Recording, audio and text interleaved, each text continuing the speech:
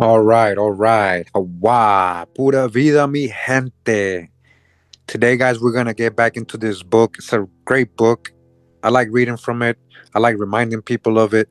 We're gonna try to read a whole chapter. We're gonna go ahead and review chapter two of this book. We actually did chapter one completely. All right, I'm gonna eventually create the playlist, but we have read parts of this book a lot, like different parts, not complete chapters. So we're gonna go ahead and take a look at chapter two real quick again. And it says here the complete chapter, right? This is the book Jewish Pirates of the Caribbean. How a generation of swashbuckling Jews carved out an empire in the New World in their quest for treasure, religious freedom, and revenge by Edward Kritzler, all right? Got the book on the Patreon. If anybody like the PDF, we're going to go ahead again, chapter 2. And when we talk about so-called Jews here, they mean in general Sephardic Jews. And a lot of these were, in general, people of color, so-called black Europeans, black pirates. Okay, so we're on page 29 of the book, and this is chapter 2. It says here, Adventuring in the New World. At the dawn of the Age of Discovery, when Spain's monarchs banished the Jews to purify their nation, followers of the law of Moses sailed with the explorers and marched with the conquistadors. And again, a lot of them are your explorers, a lot of them are your conquistadors. With the discovery and settlement of the New World, they took solace in the hope of finding a safe haven, or at least putting distance between themselves and the Inquisition.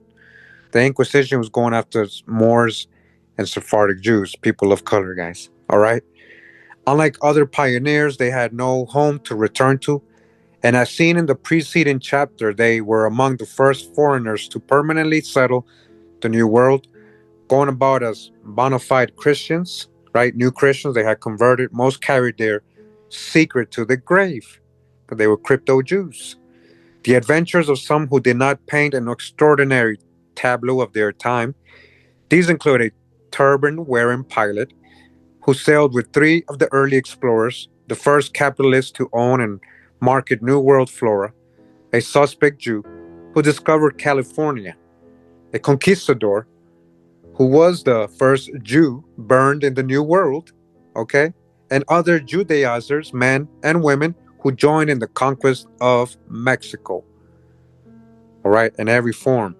Again, these are so called black folks, you know. It says Gaspar the Jewish pilot.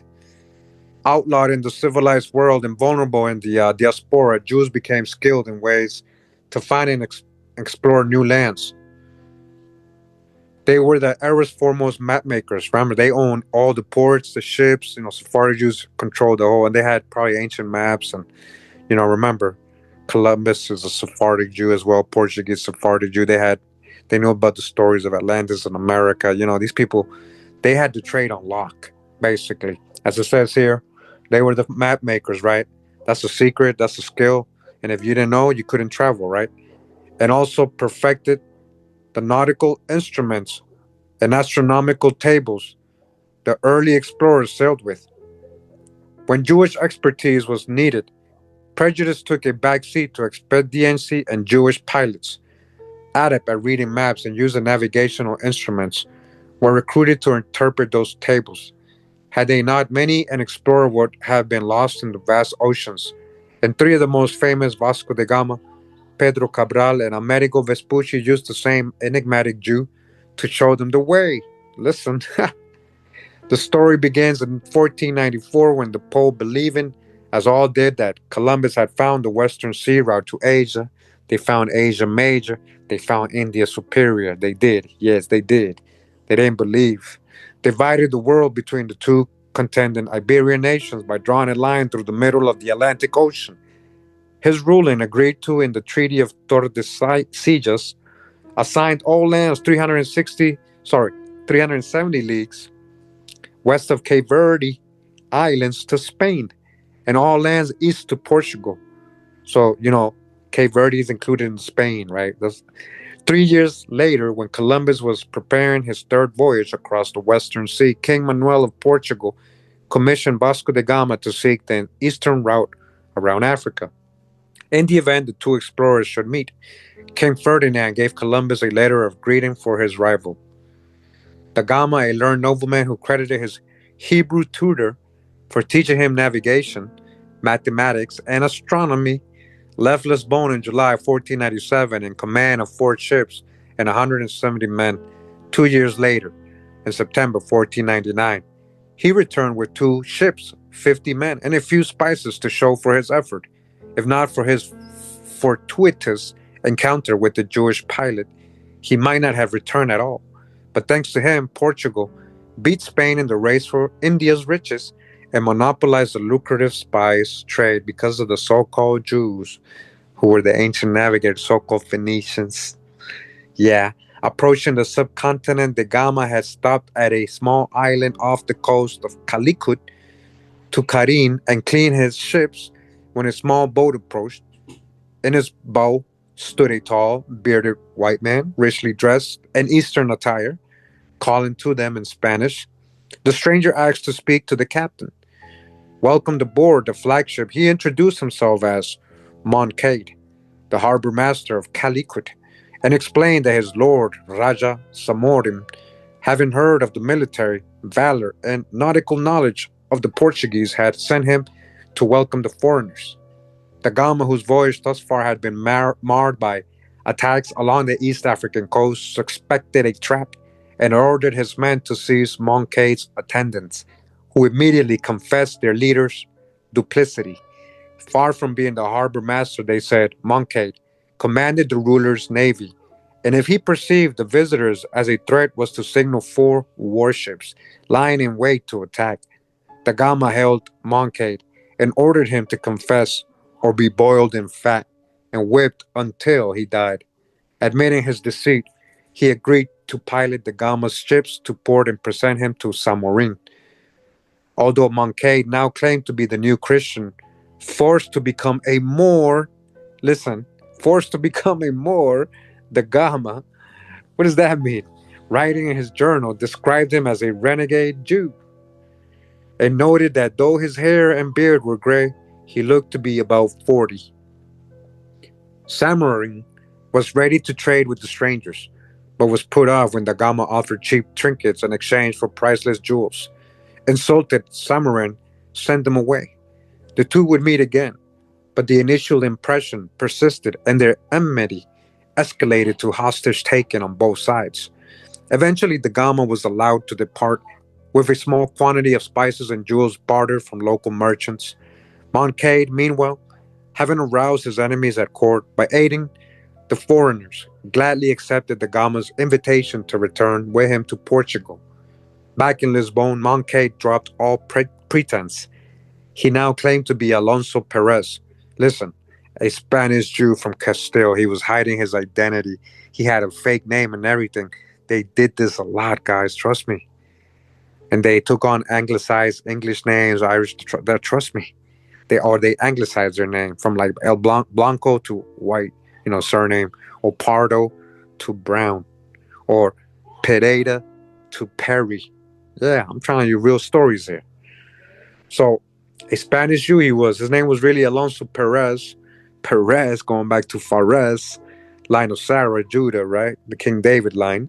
A Spanish Jew from Castile, and said he wished to be baptized and serve his new host country, with the Gama acting as his godfather. So Moncade, who's aka Alonso Perez, this Sephardic Jew, you know, took the explorer's name and was christened Gaspar de Gama, although he was made a cavalier by King Manuel, who regularly conversed with him about lands he had visited. The king always referred to his new court favorite as Gaspar, the Jewish pilot. All right, so this is the thing about this, guys. If you're new to my channel, in general consensus about the time, about the Sephardic Jews, about 1500s, 1600s, contemporary records all describe these people of dark complexion people, swarthy, dark, especially the Portuguese Sephardic Jews, very dark, so-called black, you know, Negroid people. Okay, there's no other way to try to explain this to you guys. Many different looks and forms. Okay, but continuing, it says here, back in Lisbon. Oh no, sorry. Manuel, not knowing that Columbus was sailing in circles in a far off sea, thought Portugal was still in a race with Spain for the riches of Asia, and asked the worn out explorer to go again. But the Gama, newly married and not inclined to set off on such an arduous trip, recommended in his stead Pedro Cabral, a young nobleman, a member of the court. Cabral had never been to sea, but he had a commanding presence and was trusted by the king. Given his inexperience, however, the king ordered Cabral to take the Jewish pilot and follow his counsels in all and every matter. The king also ordered his talented converso physician, conversos, moriscos, and marranos. These conversos means converted people. They converted their religion, but they're just secret Jews, secret Muslims. So the converso physician, Maestre Joao, expert at calibrating Sakudo's improved astrolabe, to go with the fleet and chart the expedition. All right, so we got another crypto. In March 1500, Cabral set off with 13 ships loaded this time with better trade goods than those the Gama had tried to palm off. As the fleet sailed past the Cape Verde Islands and approached the Gulf of Guinea, where the continent narrows abruptly to the east, Gaspar had Cabral stay west of the Gulf to avoid getting stuck in its becalmed waters. But when it was time for the fleet to sail east to round the Horn of Africa, the winds and currents in the South Atlantic drove them further to the west until one morning a lookout shouted, Terra! Cabral had reached the eastern shore of South America, huh? So that's how they supposedly described that they accidentally discovered. That to me, that's a hijack story. Okay, they knew exactly where they were going. 2 years before, Columbus, sailing south of Trinidad, had sighted the continent's northern coast, but did not land. Observing the 4 months of the Orinoco, that emptied into the Gulf of Paria, the admiral, with one foot planted firmly in the Bible and the other in Renaissance science, declared them the four rivers flowing out of the Garden of Eden. Okay, he really said that. I have a video on this. As an older video, I did a little remake, a shorter version, but they're all both old. He literally said when he was in the Orinoco River, he said this has to be coming from the terrestrial paradise. And the Orinoco, part of its source is the Moraira, Mount Moraira, which is a ancient tree bark that has stories about it being that indigenous stories say that it was is a large tree that got cut down, and all the fruits of the world and all the animals and people lived off this tree. And when the tree got cut down, it was a great flood. And that's the local story of the indigenous people of Mount Roraima. That's a whole other drop right there. But he really said what they're saying. There is a source here. They got a footnote for that. That's most likely the ones I'm talking about. He really said that. He really knew he was in the true Holy Land, guys. So-called Columbus, his real name was, just like this Jew was hiding his name, his real name was Salvador Fernandes Sarco. He was a Portuguese Sephardic Jew, so-called Columbus. Anyways, continuing, it says Cabral sailed north along the coast to a protected harbor he named Porto Segura, safe port. Suppressing his belief that he was trespassing on lands reserved for Spain, he stuck a wooden cross in the earth and carved on it the arms of Portugal. As it was Sunday, he celebrated Mass and handed out little tin crosses to the natives. Huh. The following day, Maestre Joao aligned the sun with his astrolabe to determine their latitude. His measurement of 17 degrees south was off by only a half degree. In his report to the king, unpublished for 5 centuries, the physician included drawings of the Southern Cross and adjacent constellations. Brazil had been discovered. Joao shared his observations with Gaspard, expert in nautical matters. The two conversos, both cryptos, right, judged it a new continent. Cabral was not so sure. He remained in ignorance. He wrote, whether it was an island or a mainland, though we are inclined to the latter opinion, in a rush to get back on course, after 5 days he headed for southern Africa. His intention was to sail in the wake of da Gama, circumvent the continent, and proceed up the coast until he caught the trade winds to India. A simple plan, but owing to heavy storms and the poor skills of his captains, 6 ships were lost round in Africa, and Cabral arrived in India with half his original fleet. This time around, the Hindu Raja Samorin, pleased by the foreigners' more generous offerings, greeted the Portuguese warmly. For a while, all went well, too well, according to competing Muslim merchants. So that's very important. Honest, right here, this is pretty crazy. They ended up in the Americas first, right? That's what they just told us. And then they went on around Africa and then they over to Hindustan. So who did they grab somebody on the way when they got to America, South America? Did they grab some slaves and bring them? Yeah, most likely. Says the time around the Hindu Raj summoned pleased. Okay, I got that already. Cabral was given a warehouse to store his trade goods and nearby quarters for his men. But the Muslim merchants, all right, Muslim merchants, we were just talking about all these Spanish and Portuguese people, right? Gathered a mob to attack the crew's quarters and loot the warehouse, killing many sailors and forcing the rest to retreat to their ships. Says when informed of the action, Samorin did nothing. Gaspar, who had commanded Samorin's navy, advised swift retribution, heeding his pilot's counsel. Cabral ordered 10 Moorish ships. Listen, he what? That's his people. He ordered what? 10 Moorish ships in the port to be taken and all the people in the said ships to be killed. Wow. Thus we slew 500 and captured 20 or 30 hiding in the holds of the ships. One ship had 3 elephants, which we killed and ate. Damn. And we unloaded and burned the ships. And following day, we bombarded the city so that we slew an endless number of people and did much damage. Damn. Crazy. And evident from the notary's account, the temperament of the explorer was little different from that of conquistador. If peaceful means did not bring the desired result, terror was the alternative. Cabral, having journeyed thousands of miles for spices, silks, and jewels, was not to be put off by recalcitrant rulers or angry locals. And when his men were hungry, elephant meat would do. After Calico's devastation, Gaspard recommended they head south to Cochin, whose ruler hated Samorin. With the renegade Jews smoothing the way, the rival Raja and Cabral concluded a trade treaty that laid the foundation of Portuguese rule in India. Wow, and it was through the help of the Sephardic people, right, Jews. On a palm leaf inscribed with an iron pen, Cochin's ruler wrote, King Manuel, my country is rich in cinnamon, cloves, ginger, and pepper. That which I ask of you in exchange is gold, silver, corals, and scarlet cloth. Cabral departed with the holds of his ships loaded with pepper, cinnamon, fine cottons, silks, and perfumes. Wow. So that to me is crazy because if the Hindu people are trading, right? They're saying we're gonna send you all these spices and stuff, and we just want you to bring us gold and silver. Where do you think that Portugal's gonna get all this gold and silver from? The Americas, guys. Corals, the pearls, and all that. They want the riches of the Americas that Portuguese are about to claim. That's literally what's going on here. Homeward bound, Cabral stopped off at Cape Verde to take on provisions.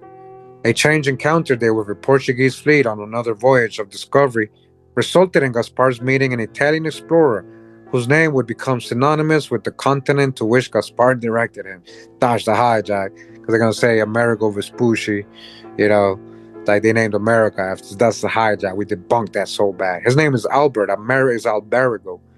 It got changed eventually in history to Amerigo, but it was Alberigo, which in Latin is Albert. And you don't name places after people's first name. Usually they pick the last name to name a place. So that's the whole wrong concept, and it's a lie. America already existed. America, Americapana in South America, Amerique in Central America. These were already American words, right? This was already there. So anyways, if we read that, we got to dodge the hijack. It says, when the crews met and conversed, Gaspard shared his knowledge of the southern continent with the fleet's advisor, Amerigo Vespucci, who had previously explored the continent's northern coast for Spain 2 years before when he sailed with Alonso de Ojeda, one of Columbus' captains.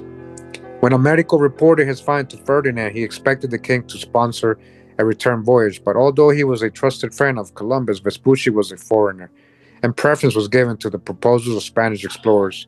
Shunted aside, Amerigo turned his back on Spain, having noted that his landfall on the continent might have fallen on Portugal's side of the Pope's dividing line. He approached the Portuguese court. King Manuel, intrigued with the idea of new land and having not yet received news of Cabral's discovery, authorized an expedition to investigate further and sent the Italian along as advisor. So it was that Americo and Gaspar happened to meet in Cape Verde. So wow, they're meeting in Cape Verde. Cape Verde is a very important place, guys. As you guys can see, most transit going back and forth, Europe and even that whatever side of that world to America's, Cape Verde is kind of like in the middle. That's why we know a lot of Indians were brought there. We know Cape Verde have a lot of Portuguese, Sephardic Jewish blood as well. You know, so it says as a result of the Italian's name would one day be attached to Columbus. That's what the hijack.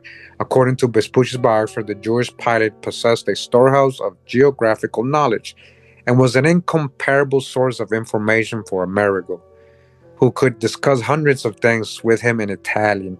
So you see, they all got this so-called Jewish navigators helping them.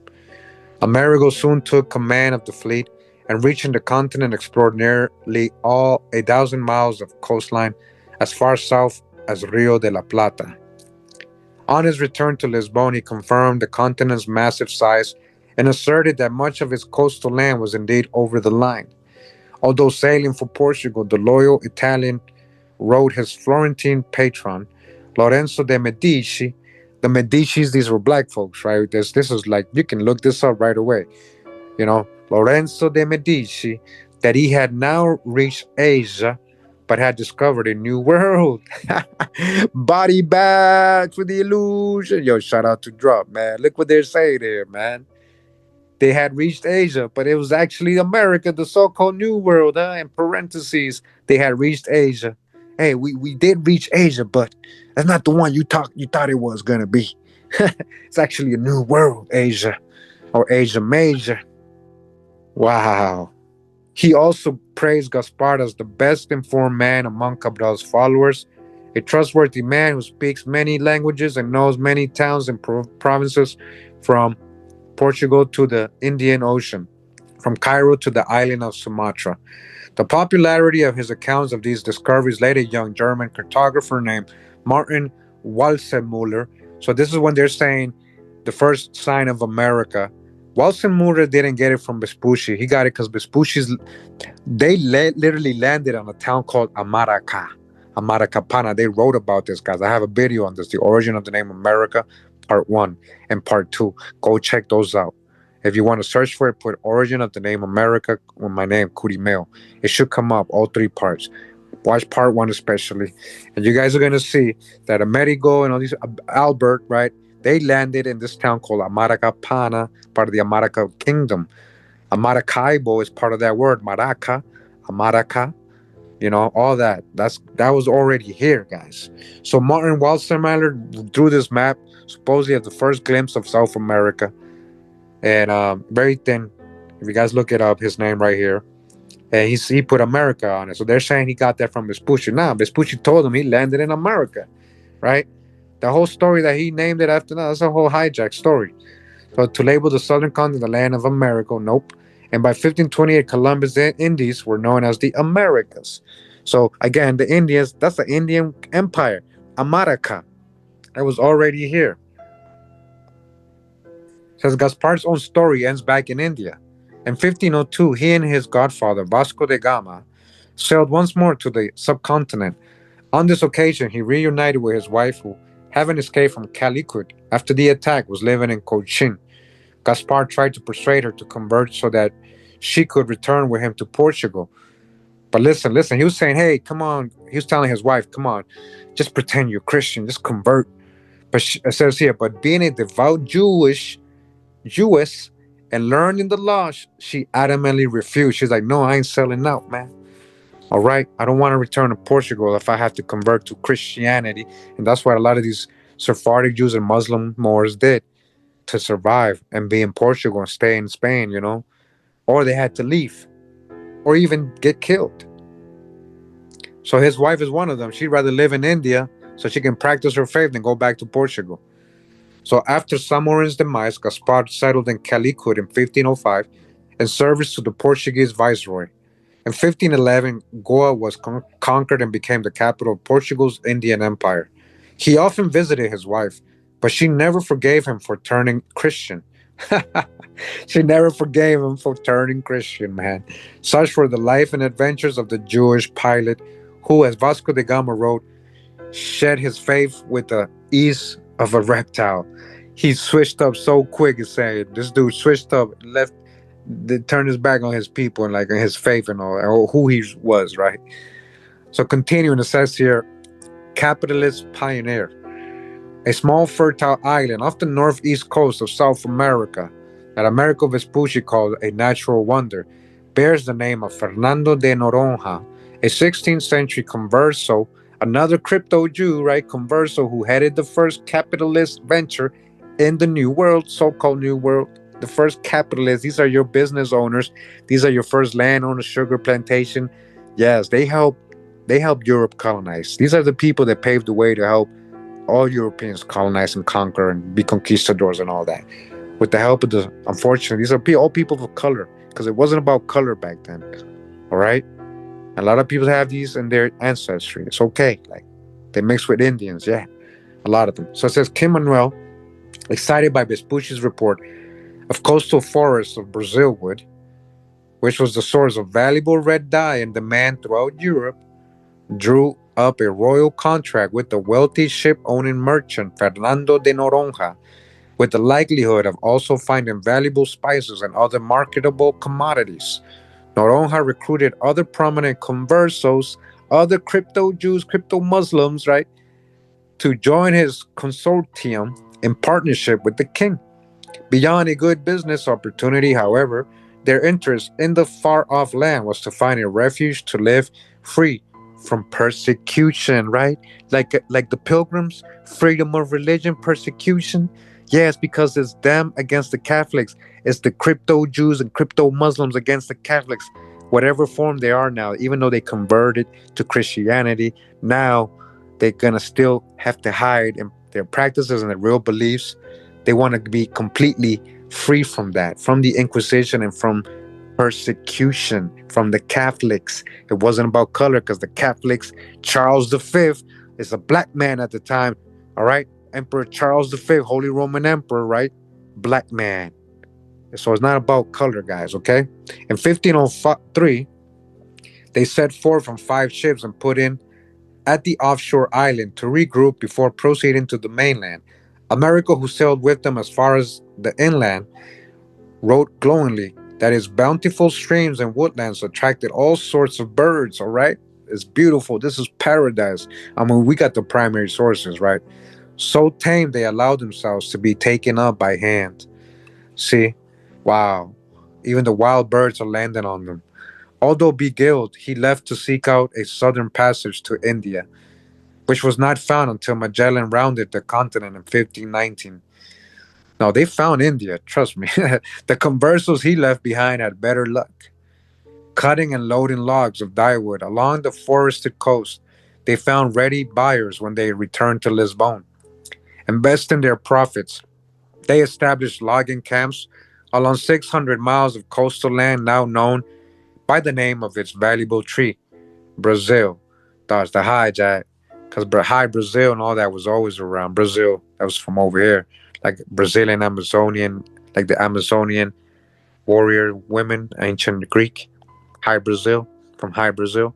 Yeah, they were always talking about the Americas. By 1505, the dyewood business was netting the patrons 50,000 ducats a year.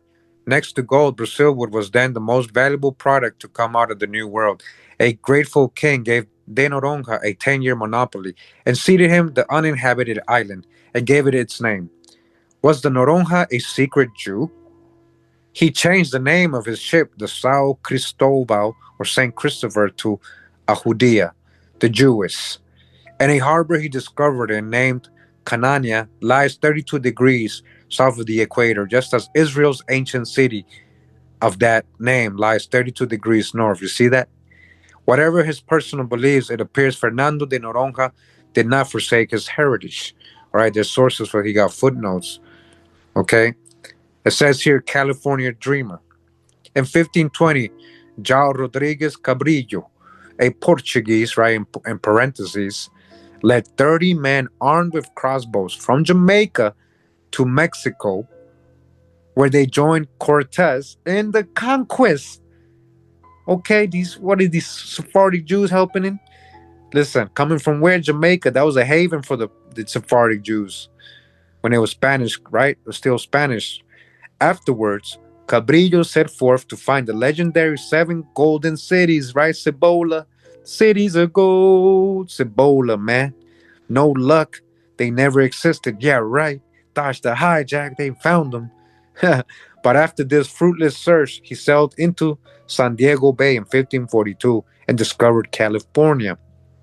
Over the next 5 months, he and his two Portuguese pilots explored the North Pacific coast in hopes of finding a shortcut to Europe via the Northwest Passage, an elusive waterway believed to traverse North America from the Pacific to the Atlantic to Europe. Wounded in a skirmish with the Indians, he died near what is now Santa Barbara. All right, why are you messing with the Indians? Like that of other conversos, or all these people are converts, conversos, secret Jews who obscured their past. Cabrillo's ancestry is not known. His written reports and navigation skills show him to be an educated man, apparently from a good family. It is probable that Joe Cabrillo had Jewish ancestry.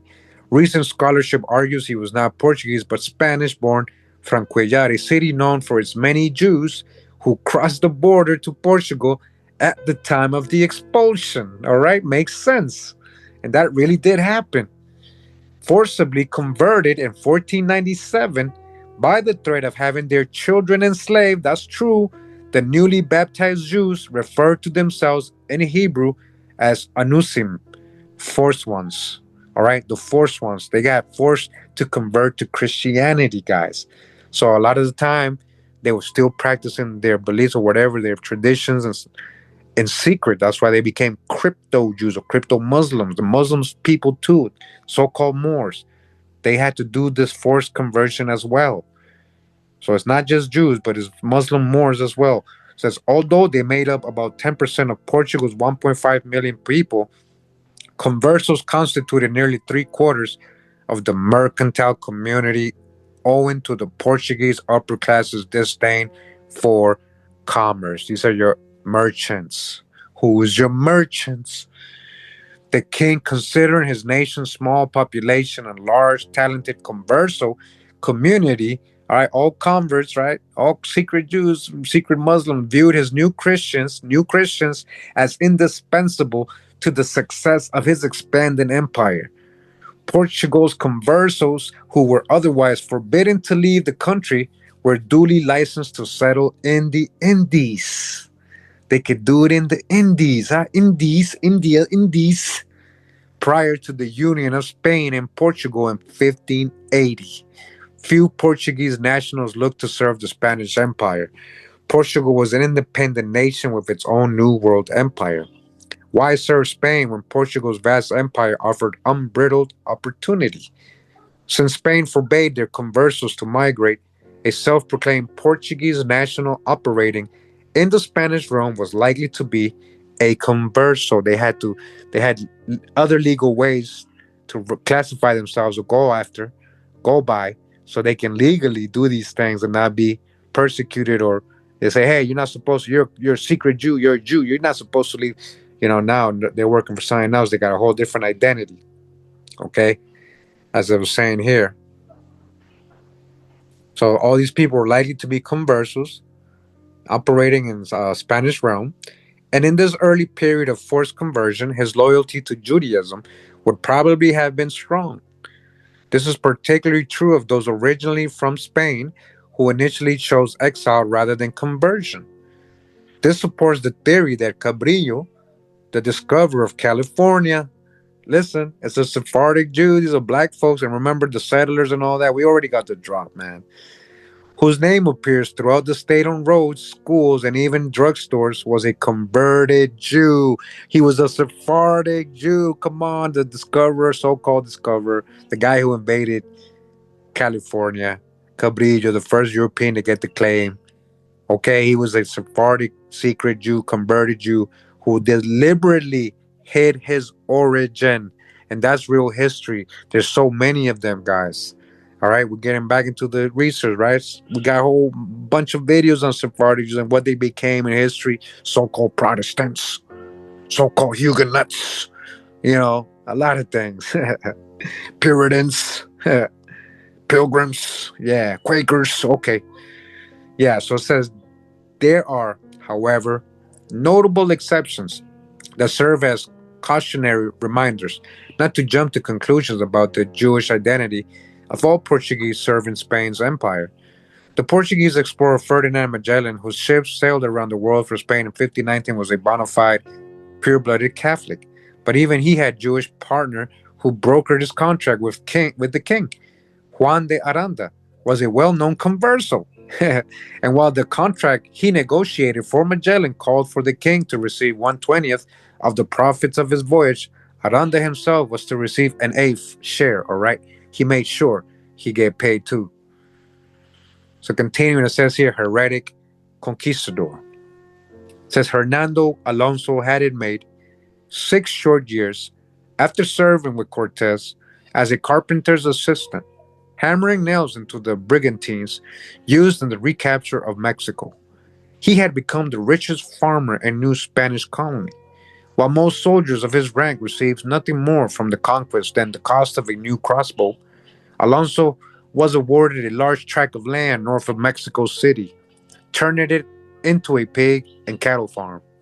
Oh yeah, look at that. The pig, swine. There you go. Why you doing that, Sephardic Jew? Huh. Alonso became the biggest supplier of meat to the colony. In September 1528, it was reported that Alonso, now 36 and getting as portly as his beef, in emulation of his commander, swaggered about in a belt of refined gold he had exacted from the natives. He got what? He was what? He was wearing a belt of refined gold that he got from who? From the Indians, guys. He stole it from one Indian. He robbed him of his belt. Can you believe that? Again, this is a so-called black man too on another melanated man, an Indian, right? He took his gold refined belt, man. Damn. Now he's wearing it, right? He's showing off. He's swaggered about, it says. He's swaggered about. He took it from the natives. He had good reason. In March, his contract had been renewed by Cortes himself, and he had taken a new wife, the very beautiful Isabel de Aguilar. This information on Hernando Alonso comes from the trial records of the Spanish Inquisition, okay? This is real history. On October 17, 1528, Alonso became the first person in the New World to be burned alive at the stake. Eventually, what happened? They caught them. When they caught them lying and practicing their Jewish and their Muslim stuff and still secretly being Jews and Muslims, they would do the Inquisition thing, which is burn them to the stake. That was real, guys. This was really happening after they used them. So they helped them conquer and colonize and settle down, and then they would murder them if they found out they were Jews. They knew they were Jews, secret Jews the whole time. They just waited till they didn't need them anymore, so they can make all the profit and killed them. Right? So this is what they did. They burned them alive at the stake. Alonso was a secret Jew, as was his deceased first wife, Beatrice. Okay, these are melanated people, guys. Sephardic Jews at this time were known to be black folks. The sister of Diego Ordaz, one of Cortes' 5 captains, his undoing came when a Dominican friar charged that years before in Santo Domingo he had secretly observed Alonso and Beatriz following their son's baptismal ceremony, washing the boy's head with wine to cleanse him of the holy water. When threatened with torture on the rack, Alonso confessed that after the wine ran down the child's body and dripped from his organ, he caught it in a cup and drank it, in a mockery of the sacrament of baptism. Beatriz, having accompanied her husband when he marched with Cortes' army, died from fever during the conquest of Mexico. The trial recorded testimony of a witness who overheard Alonso telling his new wife not to go to church. Senora, in your present condition, menstrual period, right, thou wouldst profane the church. To which Isabel, his new Christian wife, replied, these are all ceremonies of the Jews we should not observe now that we have adopted the evangelical grace. If you don't know what they're talking about, it's like, according to Israelites, rights and other Semitic people, when women are going through their menstrual period, they weren't supposed to be around public like that, or in the church, especially in the temple. So those are the beliefs, and believe it or not, so-called Native Americans or American Indians practice the same thing, guys. The people that lived with them and got to know them and saw them practice these ceremonies, they wrote about it. Like James Adair, they wrote about their separation of women during the menstrual period, how they weren't allowed to be in certain places, and they're going through their menstruals. As messed up as it sounds, this ain't personal. Like, don't get emotional about that. So she couldn't be around. They say, hey, you shouldn't be in church. She's like, I don't care about that, man. That's old laws. I'm a new Christian. I converted. All right. Cortez had no part in the arrest of Alonso. After approving Alonso's contract, he left for Spain to answer trumped up charges of misrule. In his absence, a rival faction in the colony conspired with the powers of the Inquisition and introduced the Holy Terror to the New World. You see what happened? The holier than thou inquisitors who considered Aztec savages for sacrificing prisoners to their gods. That's the hijack atop their great pyramid. That's the hijack. That's missing a lot of context there. Chose the plaza fronting the site where a lofty edifice of the true church had replaced the pyramid to consign the heretic to the flames. All right, those churches, supposedly that they built churches on top of the, no, those temples were already there. That was from the Indians, guys. That's the hijack. Just like all these government buildings, you know hey, everybody's finding out. They're saying old world technology, architecture. No, this is going back ancient times, a lot of it. So it says, in a time of carefully arranged marriages, Hernando Alonso would not have married his first wife without the blessing of her brother, Diego Ordaz, one of the astounding figures of the conquest. Alonso's brother-in-law was the first man to climb the volcano Popocatépetl, wow, and look upon the Valley of Mexico as an advantage scout of the invasion. Mesmerized by what seemed to be the floating city, he compared it to a vision out of the chivalric tale, Amadis of Gaul, a sword and sorcery book of the time. Yo, that's exactly what that is. And not only that, this volcano, guys, if you don't understand how deep it is, this volcano is described by Thoth in the Book of the Dead, or the ancient, about how he came from a land of a lake of fire.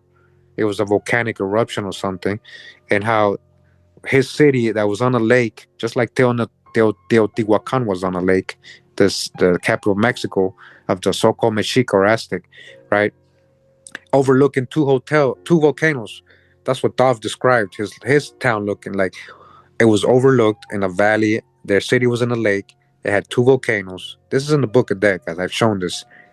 And one of the volcanoes that overlooks the Valley of Mexico is this one, Popocatépetl, who has a twin volcano. Same exact story, same exact geography. That's what I'm trying to tell you. There's no volcanoes over there in so-called Egypt. They were talking about the Americas. I just wanted to say that. So it says, before joining up with Cortez, Alonso and Diego were in Cuba, but on far different rungs of society. Alonso was a blacksmith in town, while Diego and his sisters lived in that governor's mansion, where he served as mayordomo. All right. So being a blacksmith, again, at this time, guys, a lot of Sephardic Jews and Moors had this job. They were the blacksmiths, all right, surveyors, things like that. Despite this all important class difference, Beatrice married the blacksmith. Apparently, decisive was the one thing they did share, a common ancestry. Cortez' captain wound up gathering pearls off the Venezuela coast. And they were using American Indians to do that, guys, which eventually they tried to turn into Africans in history. Because these were the slaves they were using. It was the American Indians, the pearl divers. In Venezuela, a lot of these were Lucayans. They had enslaved 40,000 Lucayans from the Bahamas. These people were described as very dark complexioned people. All right. And these are the people they're using a lot of time in Venezuela, along with the local people. And these same people were brought to, I believe, Barbados or Bermuda. I forget which one. And these were your so-called first slaves, who they tried to make African. And these were all Indians, right? So they're doing this. He's saying Cortez captain wound up gathering pearls of the Venezuelan coast, again using the Indians, only to be poisoned by rivals in 1532. Although much is written about him, nowhere it is mentioned that he was a converso, much less a secret Jew. Like most conversos, Diego passed himself off as an old Christian and went to his grave with his masquerade intact, you see? But these people were all known to be secret Jews, all right? Senoritas were a rarity throughout the New World. With fewer than one Spanish woman for every 10 men to marry, one was considered a feather in the cap for mostly poor, aspiring hidalgos. So listen to what it's telling you. There was barely any of the women. It was mostly men. So who you think they were hooking up with? They were hooking up with indigenous women. You know, parts of my lines and ancestry go back to that kind of mixture. We're talking about these early Sephardic Jewish, crypto Jew, Muslim people, so-called Portuguese and Spanish, right? Who come in and settling down with the princesses or just for the land as well, to have trade, to have business dealings with the chief. They did this a lot, guys. So it says after Mexico's conquest, some ladies felt the same about them. Most were serving girls who journeyed to New Spain. All right, they're slaves slash slaves, indentured servants. They're calling them servants. These are slaves, slave girls to find themselves a newly rich husband. Exceptions were the four daughters of the royal treasurer, Alonso Estrada, the natural son, or so he claimed, of King Ferdinand. Few women were as desirable as the Estrada sisters, who could choose from among many suitors, and it is therefore now not surprising that they all married well. What is surprising is that their mother was from a well known Jewish family, and that their husbands would have known of their wives' blemished ancestry. That their progeny would also be stigmatized seems not to have mattered. Despite the aggressiveness of the Holy Fathers and repeated decrees against conversos, they were able to keep their wives and children Jewish heritage secret. The same held true of Beatriz and Diego Ordaz's surviving sister. Only now is their story being told. All right? And it says here Francisca Ordaz. As Beatriz, the wife of the heretic Jewish conquistador, lay dying during the siege of Mexico, her sister Francisca was by her side. The two were among the only six Spanish women known to have accompanied the conquistadors during the fighting in Mexico. After the final victory, Francisca was observed enjoying a wild night of celebration. Uh-oh, what does that mean? A wild night, huh? According to an eyewitness, Francisca and three other adventurous women, uh-oh, went gaily to dance with men still in their quilted armor. It may well have been that night that she danced with her future husband, the son of Ponce de Leon. Wow, one of the legendary figures of the New World. After Alonso's undoing, Diego Ordaz was not about to fix Francisca up with another Judaizer. Instead, he found Juan Gonzalez Ponce de Leon, a valiant suitor of noble, unblemished credentials. His father, the conqueror and governor of Puerto Rico and discoverer of Florida, right, Ponce de Leon, is forever known for his quixotic search for the fountain of youth and also for being an enslaver, a slave driver. Like he enslaved so many Indians, guys. These guys were slave. They're conducting slave expeditions. The so-called discoveries they were doing, they were slave expeditions. We got the drop in previous videos. Make sure to catch up on my videos, guys. Yeah, and the Fountain of Youth, oh yeah.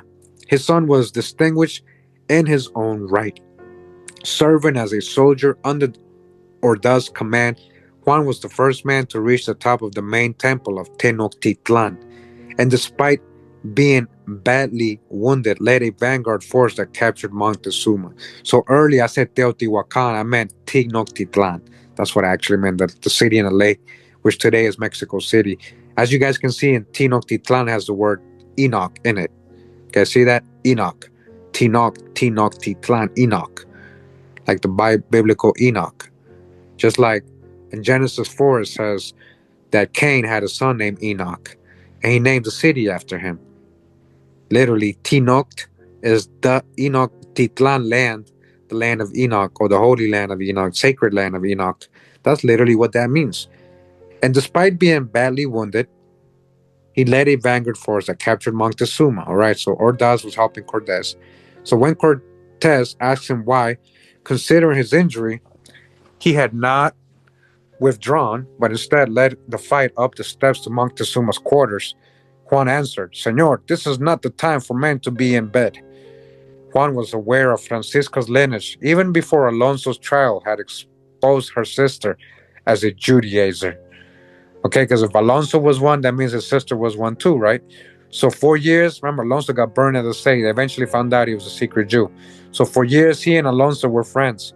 And up until Alonso's flaming death, the two men were partners. They shared a royal land grant, an encomienda, right? That's how you allowed the slave of indigenous people. That's the encomienda. That's the contract that you can enslave the Indians and have plantations and all that. So it's in Actopan, in the modern state of Hidalgo, about 60 miles north of Mexico City, where Alonso had his farm. It says here, Alonso Estrada's wife and daughters. In 1522, King Charles V appointed his alleged uncle Alonso Estrada as Mexico's royal treasurer, perhaps the most important position in his rich territory. Now remember, King Charles V, a so-called black man, Holy Roman Emperor, representing the Catholics. That's what I'm saying. It's not about color, right? Both sides are melanated folks. So he appointed Alonso Estrada, his alleged uncle, as royal treasurer, most important position in the rich territory. In Cortez's absence, Estrada served as acting governor, and for a year, 1529, was governor. It was common belief that he was the bastard son of King Ferdinand, the result of a liaison with Doña Luisa de Estrada, the daughter of Don Fernand, Duke of Aragon, when both were teenagers. So, a lot of these illegitimate people, they can't carry, they weren't official sons, but they were literally the sons of, so this guy is the son of King Ferdinand, right? So he was raised in Ferdinand's court. Alonso inherited the title Duke of Aragon and sided with Charles V when he was contending for the throne. We're talking about Edomites, who's the dukes in the Bible, the Edomites, right? Edomite, Idumea did become Romans. Their mixture with the Khazars and other Israelite or Hebrew people, Semitic people. Anyways, so while some speculate that Alonso himself had Jewish ancestors, his wife certainly did. It was widely known that Marina Gutierrez Flores de la Caballeria was from an old Jewish family whose wealth has been compared to the Rothschilds. Listen, although both sides of her family had converted to Catholicism, for 3 generations they were condemned as Judaizers by the Inquisition. Some who were already dead before sentenced had their bodies exhumed and burned. Wow, that's crazy. Doña Marina, having secured a forged affidavit attesting to her pure blood, followed her husband to Mexico. Following his death in 1531, Doña Marina cemented her place in colonial society by marrying off her daughters to 2 of Mexico's prominent conquistadors. The youngest, Beatriz Estrada, married Vasquez de Coronado, okay? These are Sephardic Jewish people. These daughters, she's marrying them off to, right? Who, with his wife's money, all right? And they used the Jewish money, right? The Sephardic Jews' money to set off to find the fabled 7 golden cities of Cibola.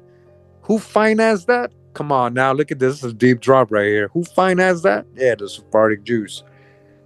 Although the object of his search was never found, yeah, right. Coronado was the first to explore America's southwest and discover the Grand Canyon. Luisa, the oldest, became the wife of Jorge de Alvarado, a conqueror of Mexico and governor of Guatemala. The 2 other Estrada sisters likewise married nobility. These are all people of color. That's what I'm trying to show you guys. What do these marriages portend? Since the Jewish ancestry of those noblemen's wives' mother was known, as was the fact that her old Christian certification was a sham, all right, they had fake Christian certificates, it apparently did not overly concern them that their children would no longer be of pure blood. In the first 4 decades of the Age of Discovery, known conversos were involved in nearly every venture as explorers, pilots, and conquistadors, or behind the scenes as financiers, ship owners, and administrators, okay? Body bag. That's what I was trying to tell you from the beginning. They came in every form. Again, every aspect, every venture as explorers, pilots, conquistadors. financiers, ship owners, and administrators. They had their hands on everything, guys. These are your these are the people who made the conquest possible. And again, Sephardic Jews, these are melanated folks. It's not about color. Those mentioned here are but a few of known Sephardim who participated. All right, Sephardic Jews. How many others were is unknown. Since all Spanish conversos were forbidden in the New World, it made no difference if one was a true convert, an atheist, or a convert Jew. All were there illegally and therefore subject to prosecution. So they had to hide who they were. They had to say, no, we're new Christians. We're not, we're converted. Totally with the advent of genealogical websites, the Jewish roots of other early pioneers are being disclosed and posted by their descendants. And again, I'm one of them. I'm not shy. I went from that part of my lineage, right? I found Portuguese Sephardic Jews marrying the Huetar chief's daughter. Like, that's in my lineage. Garabito, man, that's my ancestor. His daughter got with what's his name? Pereira. His last name was Pereira. Remember, Pereira is also another form, anglicized Perry. The Perrys and Pereiras, we family. So in that form. But I don't block my Indian ancestry. My Indian part is not just one; it's a lot, two. But when we go back, what he's talking about, a lot of people are finding out online now, websites. Like, yeah, we're doing our genealogy now, and a lot of you got Black Europeans just like me, just like Sephardic, just like Huguenot, just like Moors. We got a lot, all of us. Yeah. So it's Hernando Cortez, like Columbus, had the support of many conversos. He had grown up across the street from the synagogue in Medellin, home to influential Jews. Some were friends of his family, and that many have been a reason he trusted and favored them. Their sad and sudden exodus in 1492, when he was 7 years old, was a major event in his childhood. A leading historian of the conquest of Mexico, Hugh Thomas, puts the number of conversos who served with Cortez at more than 100. And there was a lot more. A lot of them people never found out because they were secret. They didn't admit, right? And early as 1501, the crown published an edict that Moors, so you see what I'm saying? It's not just Jews, Moors, Jews, heretics, reconciliados or repentants, those who return to the church, and new Christians are not to be allowed to go to the Indies, all right? So if you were a Moor, Sephardic Jew, like openly, you couldn't go. You had to fake it. You had to pretend you were something else. You had to be a secret. That's where the crypto comes in. Crypto secret. Yet in 1508, the Bishop of Cuba reported practically every ship arriving in Havana is filled with Hebrews and new Christians. Yeah, of course, they were fleeing the Inquisition. Such decree banning them, followed by letters home complaining of their continued arrival, were a regular occurrence. Conversos with the aptitude and capital to develop colonial trade, comfortable in a Hispanic society, yet seeking to put distance between themselves and the homeland of the Inquisition, made their way to the New World. No licenses were required for the crew of a ship, and as many were owned by conversos. They owned the ships. They were used like you can't do all this without them. They signed on as sailors and jumped ship. Servants also didn't need a license or exit visa, so that a Jew who obtained one by whatever means could take others along as household staff. For most of the first century, after the discovery, the fanaticism that characterized the Holy Office did not carry over to the New World. By and large, adventurers there, having left the Old World for whatever reason, could identify with the conversos' desire to start anew. In the early New World, despite the edicts barring them, wherever one looks, a suspected Jewish adventurer was carving out a life, often on the run from the Inquisition. We will never know how many there were, because even sincere converts hid their Jewish roots behind a mask of hyper-religious piety. So-called Protestants, so-called Methodists, so-called Christians, so-called Quakers, all of that. Huguenot. This is what I've been showing you, what I've been trying to show you all these years, guys. And lone followers who's been here a while know exactly what I'm talking about. You guys are informed. As the next chapter demonstrates, as long as their skills were needed, The crown not only turned a blind eye to their presence, but actively recruited them. Following a timeline, then, we come to 1534, a year when disparate events came together in ways that broke with the past and shifted the century forward to new beginnings. In matters of faith, the Reformation was kick-started when a renegade monk published the Bible in German, and lustful king became the supreme head of the Church of England. In the New World, an illiterate pig herder conquered the gold kingdom of Peru. And in Brazil, a group of exiled Jews from a little island of the Guinea coast.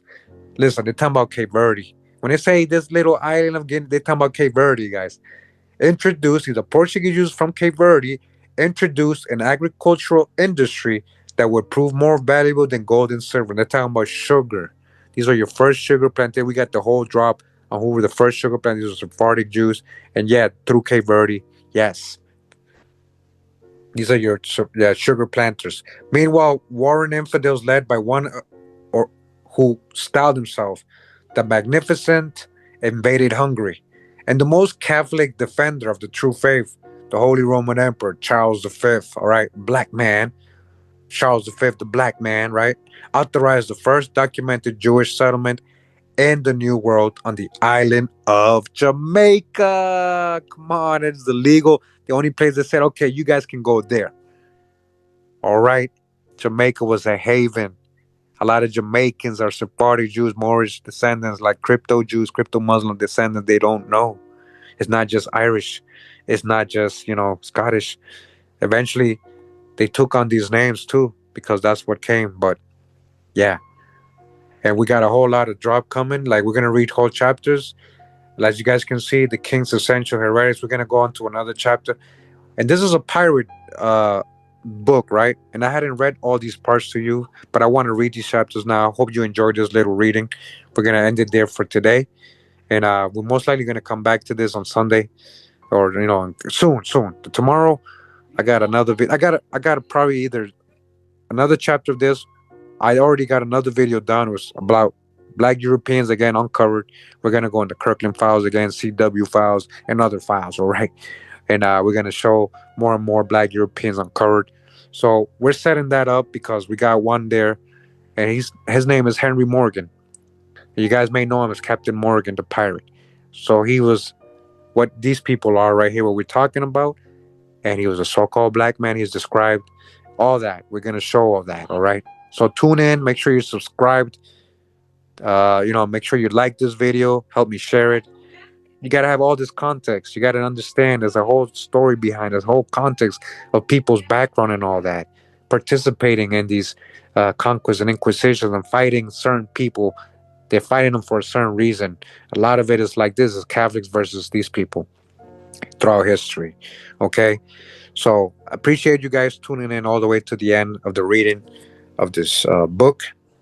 Again, this was the book Jewish Pirates of the Caribbean. How a generation of swashbuckling Jews carved out an empire in the New World in their quest for treasure, religious freedom, and revenge by Edward Chrysler. All right, so we're going to end it there. Thank you for tuning in, guys. Appreciate you making the time to be here. All right, got way more videos coming. I hope you guys like those little short videos, introductory videos for a lot of the new people, trying to get the attention of the youth too, the young kids. I heard they watching it. I heard, somebody told me, hey, my son started watching it. So I'm like, all right, that's cool. So I hope you guys enjoy those little, you can share those. All right, I have more of those coming as well. I'm working on animated videos as well. You guys will see what I'm coming with. I'm learning all this stuff. Okay, I'm gonna do it. You guys see how this year I'm gonna come on with some new stuff. All right.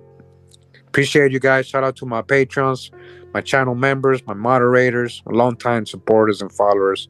Thank you. Thank you guys. You guys have a blessed rest of your day. Appreciate you guys. Much love and respect. Pura vida, mi gente. Hawaii.